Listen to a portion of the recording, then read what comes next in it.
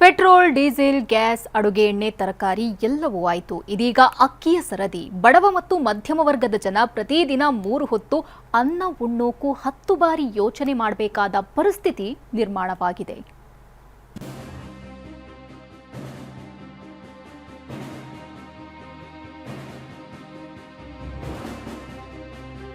ದಿನದಿನಕ್ಕೂ ಬೆಲೆ ಏರಿಕೆ ಬೆಂಕಿ ಹೊತ್ತಿಕೊಳ್ತಲೇ ಇದೆ. ಜನಸಾಮಾನ್ಯರ ಜೇಬು ಸುಡ್ತಲೇ ಇದೆ.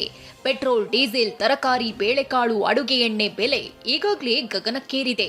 ಇದರ ಮಧ್ಯೆ 3 ಹೊತ್ತು ಅನ್ನ ಉಣ್ಣೋ ಬಡವ ಮತ್ತು ಮಧ್ಯಮ ವರ್ಗದ ಕುಟುಂಬಗಳ ಮೇಲೆ ಮತ್ತೊಂದು ಬೆಲೆ ಏರಿಕೆಯ ಬರೆ ಬಿದ್ದಿದೆ.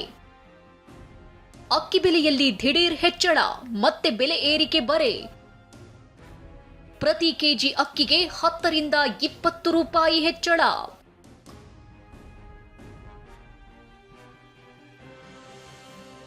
ಒಂದಲ್ಲ ಎರಡಲ್ಲ, ಬರೋಬ್ಬರಿ 10 ರಿಂದ 20 ರೂಪಾಯಿ.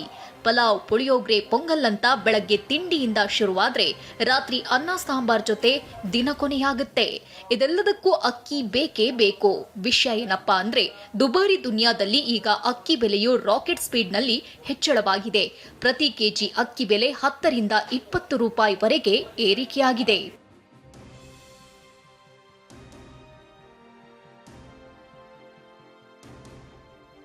ರಾಜ್ಯದ ಮಾರುಕಟ್ಟೆಗಳಲ್ಲಿ ವಿವಿಧ ತಳಿಯ ಅಕ್ಕಿಗಳ ಬೆಲೆ ಗಣನೀಯವಾಗಿ ಏರಿಕೆಯಾಗಿದೆ. ವ್ಯಾಪಾರಿಗಳ ಪ್ರಕಾರ ಅಕ್ಕಿಗೆ ಬೇಡಿಕೆ ಹೆಚ್ಚಾಗಿದ್ದು ಪೂರೈಕೆ ಪ್ರಮಾಣ ಕಡಿಮೆಯಾಗ್ತಿರೋದೇ ಬೆಲೆ ಹೆಚ್ಚಳಕ್ಕೆ ಕಾರಣವಂತೆ. ಕೇಂದ್ರ ಸರ್ಕಾರ ಅಕ್ಕಿ ರಫ್ತಿಗೆ ಅವಕಾಶ ನೀಡಿರುವ ಹಿನ್ನೆಲೆಯಲ್ಲಿ ದೇಶೀಯ ಮಾರುಕಟ್ಟೆಯಲ್ಲಿ ಲಭ್ಯತೆ ಕಡಿಮೆಯಾಗಿದೆ. ಇತ್ತ ಬೆಲೆ ಏರಿಕೆ ಹಿನ್ನೆಲೆ ಮಾರಾಟ ಪ್ರಮಾಣವು ಕುಸಿತವಾಗಿದ್ದು ವ್ಯಾಪಾರಿಗಳಿಗೂ ಸಂಕಷ್ಟ ಎದುರಾಗಿದೆ.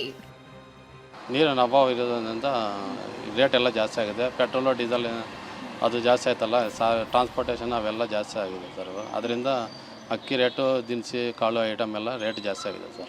ಆಮೇಲೆ ಎಕ್ಸ್ಪೋರ್ಟ್ ಒಂದು ಬಿಡ್ತಾ ಇದ್ದಾರೆ. ಇನ್ನು ಹೊಸ ಅಕ್ಕಿಯ ಸಂಗ್ರಹ ಮಾರುಕಟ್ಟೆಗೆ ಬರಲು ನವೆಂಬರ್ ತಿಂಗಳವರೆಗೆ ಕಾಯಬೇಕು. ಹೊಸ ಬೆಳೆ ಬರುವವರೆಗೂ ಪೂರೈಕೆ ಕೊರತೆ ಮುಂದುವರಿಯುವ ಸಾಧ್ಯತೆ ಇದೆ.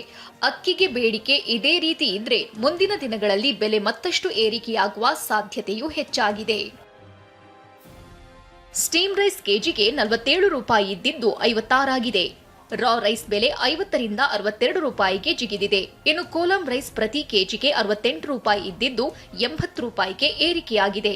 ಕೋಲಂ ಸ್ಟೀಮ್ ರೈಸ್ ಪ್ರತಿ ಕೆಜಿಗೆ 55 ರಿಂದ 65ಕ್ಕೆ ಹೆಚ್ಚಳವಾಗಿದೆ.